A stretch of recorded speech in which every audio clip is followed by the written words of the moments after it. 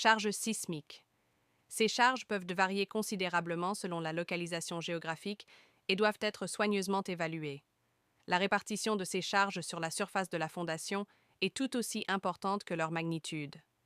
Des charges concentrées, comme celles provenant de poteaux ou de murs porteurs, nécessiteront une approche différente de charges uniformément réparties.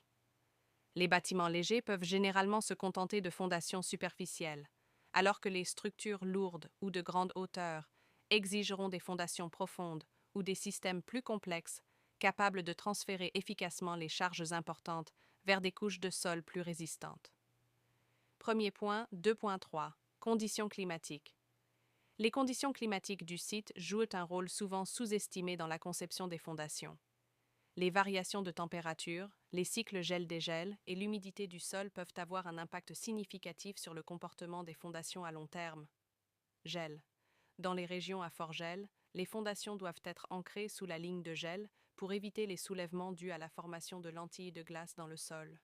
La profondeur de cette ligne de gel varie selon les régions et doit être soigneusement déterminée. Humidité.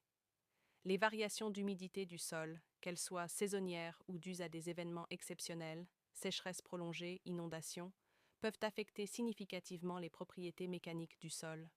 Un sol saturé peut perdre une grande partie de sa capacité portante, tandis qu'un sol desséché peut se rétracter, causant des tassements. Variations saisonnières, les sols argileux, en particulier, sont sensibles aux variations d'humidité et peuvent gonfler et se rétracter de manière cyclique, affectant la stabilité des fondations. Ce phénomène, connu sous le nom de retrait-gonflement des argiles, est une cause majeure de dommages aux bâtiments dans certaines régions. Vent. Dans les régions côtières ou les zones exposées, les charges de vent peuvent être significatives et doivent être prises en compte dans la conception des fondations, en particulier pour les structures élancées.